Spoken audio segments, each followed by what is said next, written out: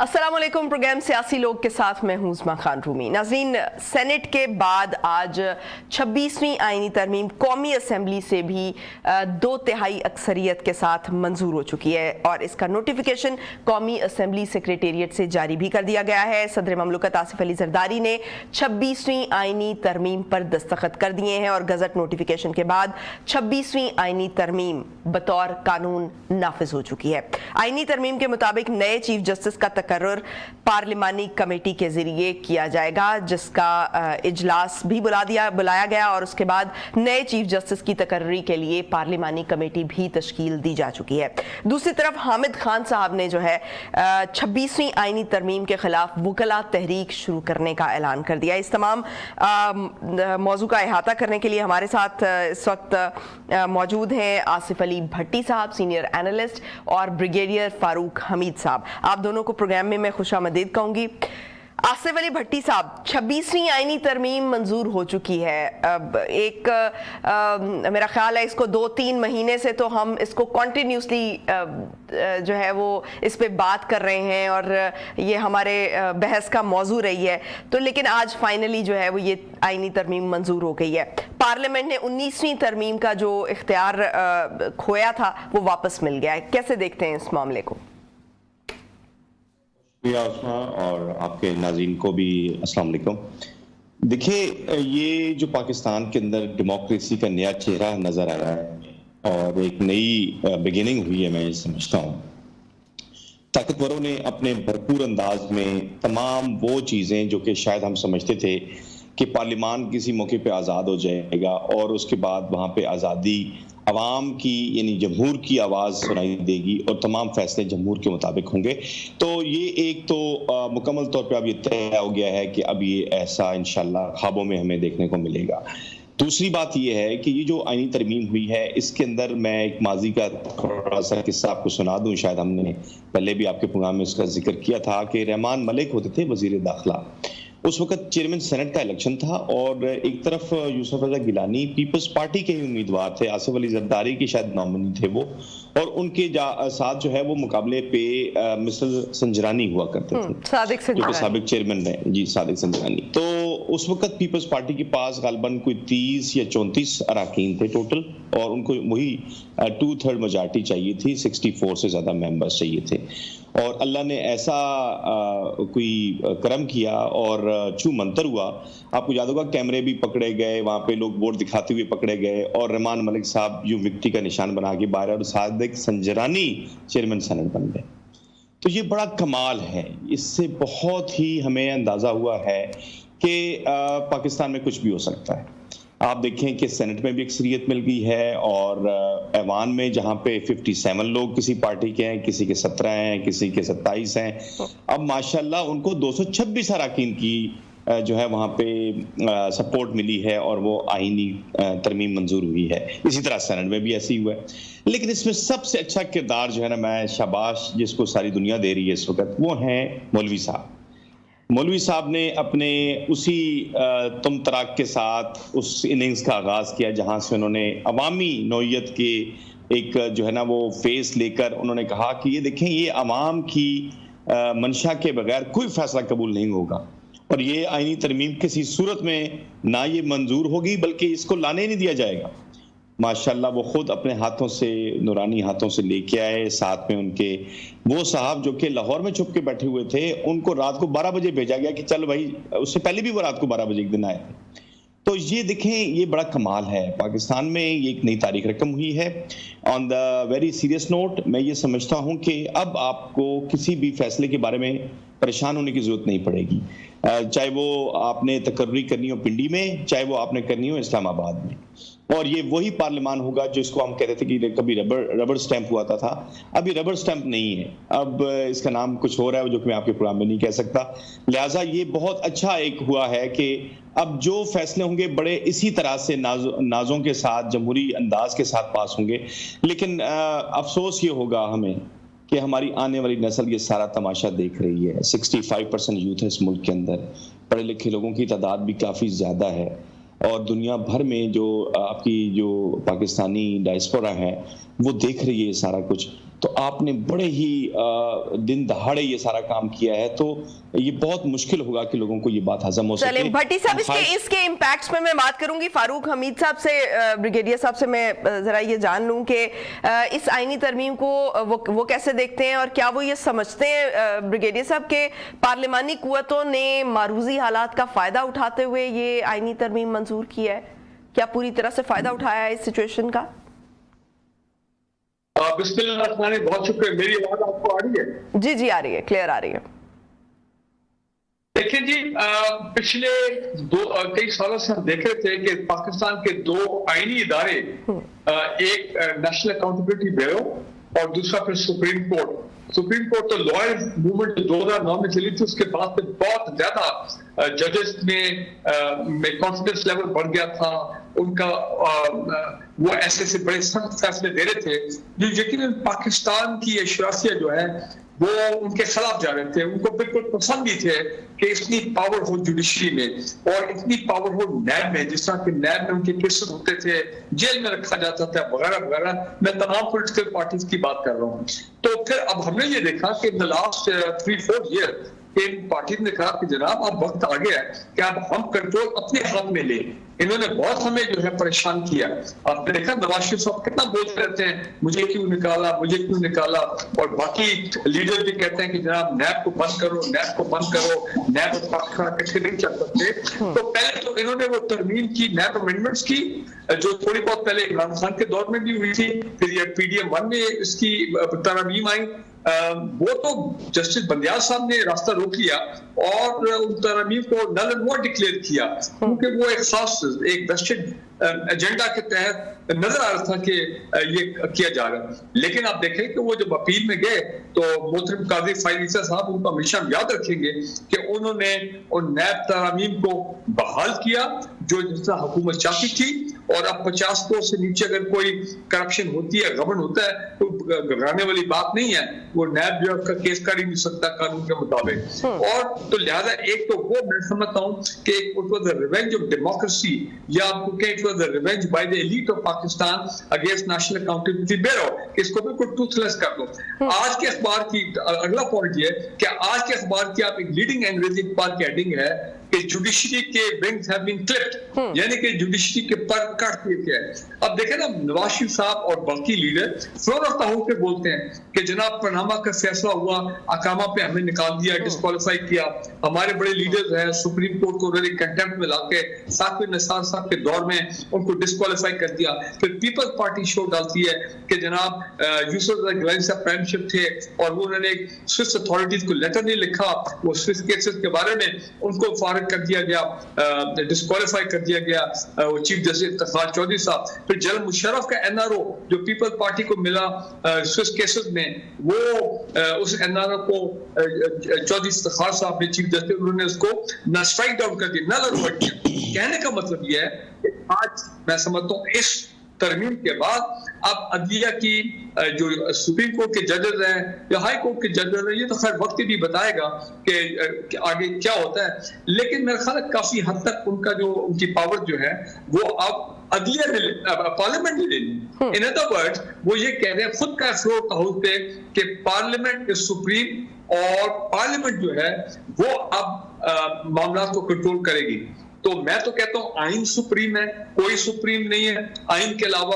اور supreme court جو ہے اب اگر آپ اس کو تھوڑا اس کی پاورز کو کرٹیل کریں گے تو پھر آنے والے دور میں دیکھیں گے کیونکہ ایگزیکٹو کے پاس پاور آگے، پارلیمنٹ کے پاس پاور آگے، سپریم کورٹ کے معاملات۔ اور خود on the floor of the house انہوں نے کہا ہے مختلف لیڈر نے ٹرین بینچز کے، خاص کر لا منسٹر، کہ جناب ہم نے یہ جوڈیشری سارے جو ترمیم ہے میجورٹی یہ ریلیٹڈ ہے ٹو دی عدلیہ۔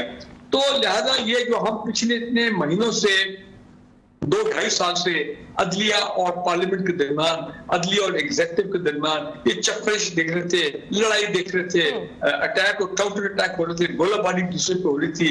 ایک وہ فیصلہ کرتے تھے تو وہاں سے آرڈیننس ایشو ہو جاتا تھا، آرڈیننس کو اسٹرائک ڈاؤن کرتے تھے اور آرڈیننس آ جاتا تھا۔ تو فیصلوں کے اوپر بہت یہ معاملہ کریٹ ہوئے۔ دیکھیں نا آرٹیکل 63 ہے، یہ لوگوں کو بڑی تکلیف تھی کہ جناب یہ کس قسم کے اصول ہیں، یہاں پہ فلور کراسنگ الاؤڈ ہونی چاہیے اور یہ زمین کی आवाज वगैरह ये वो। हालांकि ये एक वक्त पे ये अमेंडमेंट इसलिए की गई थी कि पाकिस्तान की सियासत में कोई डिग्निटी होनी चाहिए, कोई ग्रेस होना चाहिए। लेकिन इससे लेकिन जब ये तरमीम की गई थी ये आर्टिकल 63A में के तौर पर, तो उसमें पावर जो है वो पार्टी के सरबराह को दे दी गई थी। ये तो पावर आवाम के पास होनी चाहिए, जिसका वो नुमाइंदा है वो अपने ज़मीर की आवाज पे ही फैसला करे, यही बेहतर होता।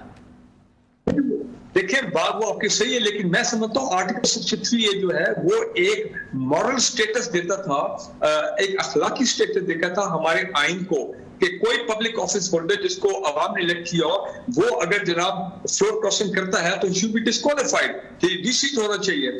लेकिन आप ये देखें कि और ताकि हॉर्स ट्रेडिंग और ये मामला जो है ना, लेकिन अब अनफॉर्चुनेटली पाकिस्तान की सियासत में हॉर्स ट्रेडिंग हो गया, ये तमाम चीजें अब ये एक लिहाज से मैं समझता हूं लीगलाइज हो गई है। आपको आइंदा हर किसी बड़े मामले में ऐसी चीजें का, ये नहीं मैं कहता हूँ 100%, लेकिन इसके बड़े आसार आपको आगे नजर आएंगे। तो ठीक है, पाकिस्तान की एलीट ने, अशराफिया ने अब नैब को और सुप्रीम कोर्ट को, तो उन्होंने आप देख लें कि आने वाला वक्त बताएगा। नैब के केसेस में आप देखें क्या हो रहा है कि अब कभी हम सोच सकते थे जब मैं नैब में होता था कि नैब खुद जाके अपना रेफरेंस जो है वो हाई कोर्ट में कहेगा नहीं जी नहीं हम अपना रेफरेंस वापस ले रहे हैं, ये एहतसाब अदालत हम अपना रेफरेंस वापस ले रहे हैं। ये तो कभी आप सोच नहीं सकते थे। और आप देखें IMF जैसे इदारे ने अब कह दिया कि जनाब आप पाकिस्तान में एहतसाब का निजाम बहाल करें, आप ये करप्ट लोगों की जब तक आप उनकी अकाउंटेबिलिटी नहीं करेंगे तो ये आपके मामला कैसे रियासत के चलेंगे, गवर्नेंस के मामला। वैसे तो हम कर्जे पे रह रहे हैं। तो कहने का मतलब है कि अब ये सूरत हाल आ गई, लेकिन अब देखना ये है कि मेरी अपनी असेसमेंट ये है कि लॉयर्स मूवमेंट, देखें हमारे लॉयर्स कुछ जो हम सुनते रहे पिछले चंद 2-3 साल में, वो भी कुछ कॉम्प्रोमाइज लगते हैं। वो जोश और जज्बा इन लोगों के यहाँ नहीं रहा जो कि 2009 में जब इत्तेजाद अहसन ने लॉयर जुडिशियल मूवमेंट को लीड किया था, वो एक दौर ही और था। अच्छा ब्रिगेडियर साहब, लॉयर्स मूवमेंट में मैं फिर बाद में आती हूँ। ये हामिद खान साहब ने जो ये ऐलान किया है तहरीक चलाने का, भट्टी साहब ये जो अभी बात की ब्रिगेडियर साहब ने कि कुछ पिछले कई सालों से हमने ये देखा कि दो इदारों के दरमियान एक महाजराई भी होती रही और उसके बाद हमने जजेस में तकसीम भी देखी, कभी एक पार्टी के साथ जो है वो अदलिया का किरदार देखा, फिर दूसरी पार्टी के साथ देखा। तो ये उस दौर में हो रहा था कि जब सीनियरिटी के बेसिस पर ये सारी तकर्रियां हो रही थी। तो ऐसा क्या है अब सीनियरिटी की बेसिस पे, अगर मतलब एक इदारा ऑलरेडी आज़ाद है जिसको आज़ाद तस्वुर किया जाता है, अगर उस दौर में ये तमाम मामलात हमने होते हुए देखे तो क्या आज एग्जीक्यूटिव के पास इख्तियारात जाने से मामलात इससे भी आगे चले जाएंगे और हाथ से निकल जाएंगे, मजीद खराब हो जाएंगे? देखें, ट्राइकॉटमी ऑफ पावर के अंदर तमाम इदारों के हुदूद मुतय्यन की गई है 1973 के आईन में। या तो आप जैसे भी ब्रिगेडियर साहब ने बड़ी जबरदस्त बात की कि इस मुल्क के अंदर कॉन्स्टिट्यूशनल को बालादस्त होना चाहिए, कॉन्स्टिट्यूशन के पैरामीटर्स जो तयशुदा हैं उनको बालादस्त होना चाहिए, ना कि किसी इदारा जाती सतह पर हम ये सोचें कि फलाना शख्स या फलाना ओहदा या फलाना इदारा जो है वो बालादस्त। अनफॉर्चुनेटली क्या हुआ है कि हर दफा ये जो लड़ाई होती रही है, ये इदारों की बालादस्ती का नाम लेके या पाकिस्तान की रियासती मफाद का नाम लेके इंसानों को जो कि उन ओहदों पे बैठे हैं उनको ताकतवर बनाया जाता रहा है या बनते रहे हैं। अब तो आपने एक और नया बेड़ा गर्क कर दिया है कि अब आपने तमाम चीजें वो इकट्ठी करके देखें। ये अगर मैं सच्ची बात कहूं, आपके जो नाज़रीन हैं वो सुन के हैरान होंगे कि ये किस तरह हाँक के लाया गया लोगों को। मुझे बताइए, वो जो गाड़ी से बलूचिस्तान के 2 अराकीन, एक खातून और एक बुजुर्ग जो निकले हैं, वो किस तरह नॉर्मल वे में आए हैं? वो पुलिस की कस्टडी में लाए गए वो, और फिर उसके बाद उनकी निगरानी की गई, उनको बात नहीं करने दी गई। ये नॉर्मल हुआ?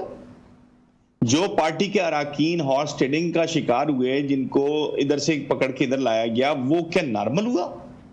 शाह महमूद कुरैशी का जो भांजा या भतीजा वो वोट डाल के गया है, वो नॉर्मल हुआ? देखें, हम इस बात को ना भूलें। क्या मियां साहब वो खुद तशरीफ लाए हैं? उन्होंने जो शेर सुनाया है, उनके चेहरे पे आपने रौनक देखी थी? वो सिर्फ रोए नहीं है, उनके आंसू नहीं निकले, बाकी तो उन्होंने जो कुछ कहना था वो कह दिया। मुझे बताइए, सिर्फ इसमें जो खुश नौजवान फिर रहा है वो तो सिर्फ एक ही है जो कि प्राइम मिनिस्टर के ख्वाब देख रहा है। मतलब मौलवी को भी अंदाजा नहीं है कि उसको सदर नहीं बनना, تو صدر بننا بڑا مشکل ہو جائے گا اس کے لیے. وہ پہلے بھی نہیں بنایا گیا, اس کو ابھی بھی نہیں بنائیں گے, اسے کام کروا لیا انہوں نے. لیکن ہم اس بات کو بھول گئے کہ دیکھیں ریاست کے اندر جن اداروں کا جو کام ہے, عدلیہ اگر آزاد نہیں ہوگی, آپ کو پتا ہے امریکہ کے اندر آپ کو چیف جسٹس کا نام نہیں پتا, کسی شخص سے پوچھیں ذرا چیف جسٹس کون ہے تو وہ نہیں بتا سکے گا. کتابوں میں ذکر ضرور پڑھتے ہیں کہ فلان دور میں فلانا چیف جسٹس رہا ہے اور یہ فیصلے کیے. یہاں پہ بھی اسی طرح کا سپریم کورٹ کا بینچ ہے, یہاں پہ بھی سماعتیں ہوتی ہیں کیسز کی, یہاں پہ پولیٹیسائز نہیں ہوتی عدالتیں. برطانیہ کی عدالتیں دیکھ لیں, آپ دیکھیں کہ وہ اپنے کانسٹیٹیوشن اور اپنے پیرامیٹرز اور سپریم کورٹ کی جورسڈکشن اس سامنے رکھ کے فیصلے کرتے ہیں. سیاسی کیسز کے قریب بھی نہیں جاتے وہ. ہمارے ہاں ہوتا رہا ہے یہ بھی انفارچونیٹ ہے. افتخار چودھری نے کیا تماشا لگائے رکھا یہاں پر, وہ عدلیہ باری تحریک کا ہم ذکر کر رہے ہیں, وہ ساری پیٹرنائز تھی, سپورٹڈ بائی وہی طاقتور ادارہ جو پاکستان کے اسلام آباد میں ہے, اس نے سارا کچھ کیا تھا. یہی کچھ ہم دیکھتے آئے ہیں کہ اب پنڈی نے, یہ طاقتوروں نے اپنا پورا حساب برابر کر دیا. اب وہ طاقت کا منبع جو ہے وہ وہیں رہے گا. وہ پہلے بھی وہیں پہ تھا, لیکن اب یہ سول مارشل لا ہے, یہ کوئی جوڈیشل مارشل لا یا وہ پیور مارشل لا نہیں, فوجی مارشل لا نہیں ہے. اب یہ سول مارشل لا ہے اور اس کو بڑے اچھے طریقے سے ہمارے خود سیاستدانوں نے. لیکن بھٹی صاحب, یا تو ہم نے مارشل لا لگتے ہوئے اور عدلیہ کا اس کو جواز دیتے ہوئے نہ دیکھا ہو, تو پھر تو ہم کہہ سکتے ہیں کہ اس ٹائم میں عدلیہ بہت آزاد تھی, اور اس وقت تو آبویسلی یہ پارلیمان کے کنٹرول میں تو نہیں تھی, تو اس وقت اگر اس قسم کے فیصلے ہو سکتے ہیں. میرا سوال وہیں پر ہے کہ اگر اس وقت میں جب سینیورٹی کی بیسس پہ فیصلے ہو رہے تھے تو ججز میں تقسیم بھی تھی, کبھی ایک پارٹی کا ساتھ, کبھی دوسری پارٹی کا ساتھ, اور پھر ہم نے وہ ثاقب نثار کے وہ پاناما جیسے فیصلے بھی دیکھے, اور اس کے ذریعے ہم نے وہ اپنے ملک کے حالات بھی دیکھے. تو اس چیز کو پھر کیسے جسٹیفائی کریں گے کہ اگر ایک آزاد عدلیہ جس کو ہم کہتے تھے یا کہتے ہیں, اگر آزاد ہوتے ہوئے بھی اس قسم کے فیصلے لیے جا رہے ہیں, تو پھر تو آزادی پر بھی سوالیہ نشان آ جاتا ہے نا.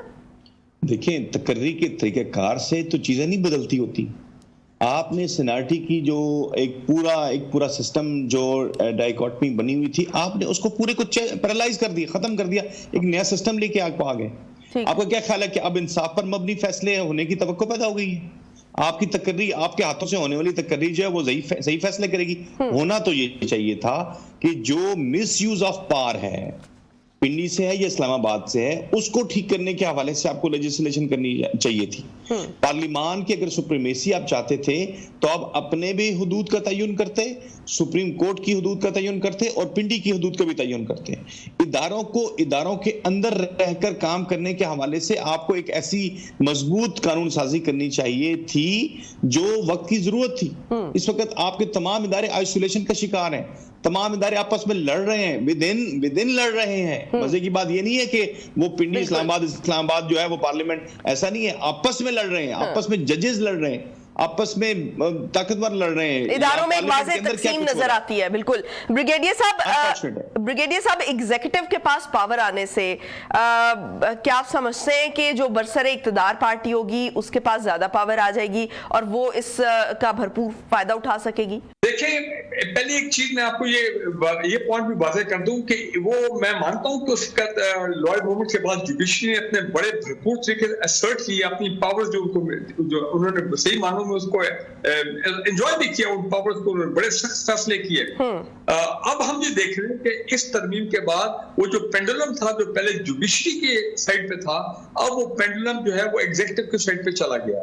تو لہٰذا ہمیں یہ چاہیے تھا کہ judiciary as stake holder in کو بھی لیا جاتا اور اپنا ان کی مشاورت کے ساتھ سب بیٹھ کے کوئی ایسی ترمیم کرتے جس میں جوڈیشری بھی سیٹسفائیڈ ہوتی کہ ہاں جناب جو ہم نے ماضی میں غلطیاں کی ہیں وہ ان کا بھی ازالہ بہت ضروری ہے, اور ہم نے غلط کچھ فیصلے بھی کیے ہیں, وہ چیزیں بھی دیکھنی ہیں. اور یہ سینیورٹی, میرٹ, یہ تمام چیزیں اگر ان کا سپریم جوڈیشل کمیشن کا کمپوزیشن ہو گیا, ججز کی سلیکشن, چیف جسٹس کی سلیکشن, نامینیشن وغیرہ, یہ اگر وہ بھی آن بورڈ ہوتے ہیں تو میرا خیال ہے کہ لوگوں کو زیادہ تشویش نہ ہوتی. لیکن یہ ون سائڈڈ چیز ہوئی ہے. ٹھیک ہے, سیاستدانوں نے اچھی بات کی ہے کہ مشاورت بھی ہوئی ہے. 18ویں ترمیم میں تو چلو 7-8 مہینے پارلیمنٹری کمیٹی मुशावरत करती रही और फिर एक कंसेंसस डॉक्यूमेंट हुआ। यहाँ पे चले उस तरह का कंसेंसस नहीं आया कि तमाम पार्टी ऑन बोर्ड हो, लेकिन फिर भी इतना मैं ये कहूंगा कि जो एक महीने पहले जो एक ब्लंडर हमने देखा गवर्नमेंट ने किया कि मुशावरत के बगैर वो चले गए और फिर उनको वो नाकामी का सामना करना पड़ा। अब कम से कम ये है कि कई हफ्तों से आपस में तमाम पार्टी मिली है मुशावरत, इंक्लूडिंग द पीटीआई ऑल्सो। तो दूसरा मैं ये कहना चाह रहा हूँ कि देखें जुडिशरी जो है वो अब एक नए दौर में दाखिल हो रही है और जो मोहतरम जजेस हैं अब उनको अपने एक माइंडसेट में भी नए आईनी तरमीम के माइंडसेट में लाना पड़ेगा, ये बहुत जरूरी है।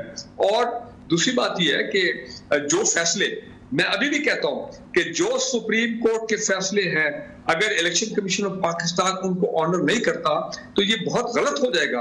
फिर तो सुप्रीम कोर्ट मल्टीप्लाई बाय 0 हो गया ना। तो अगर सुप्रीम कोर्ट मल्टीप्लाई बाय 0 हो गया तो मुझे बताएं पाकिस्तान के अवाम जो है वो किसकी तरफ देखेंगे। मैं खासकर रिजर्व सीट्स की बात कर रहा हूँ और जिसमें 2 दफा उन मोहतरम 8 जजेस ने अपना वो क्लैरिफिकेशन भी जारी किया है। और आप देखें कि इलेक्शन कमीशन में 8-9 मीटिंग हुई है, 8-9 मीटिंग, लेकिन अभी तक वो फैसला नहीं कर सके हैं कि हमने सुप्रीम कोर्ट के ऑर्डर्स को मानना है या उनको रद्द करना है। अगर इसलिए वो लटका रहे मामले को ड्रैग कर रहे हैं, विच इज नॉट गुड।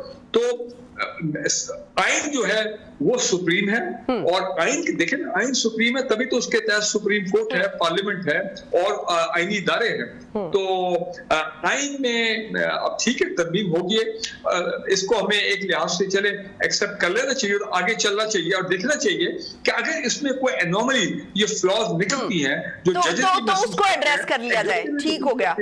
तो देखो हर अमेंडमेंट के बाद मजीद अमेंडमेंट भी आ सकती है कि जनाब ये 2-3 चीजें जो हैं इनमें ये कमी रह गई है, तो लिहाजा इनको हम दोबारा एक सब अमेंडमेंट लेके आते हैं ताकि इसमें जो आभाम क्रिएट हो गया उसको दूर कर दिया जाए। तो ये एक नेचुरल प्रोसेस होता है अपना आइन को की तरमीम में। लेकिन बात वही है कि बेसिक आइन का जो स्ट्रक्चर है, बेसिक आइन में जो स्पिरिट है जो 73 के आइन में है, क्योंकि वो मुतफक्का थी, तमाम पॉलिटिकल पार्टी ने उसको साइन किया था, तो वो उसका कैरेक्टर जो है वो चेंज उस तरह नहीं होना चाहिए। आइन को और बेहतरी की तरफ जाना चाहिए जो रियासत को मजबूत करे, बेहतरी की तरफ जाना चाहिए। ठीक, बहुत शुक्रिया ब्रिगेडियर साहब आपका भी, भट्टी साहब आपका भी।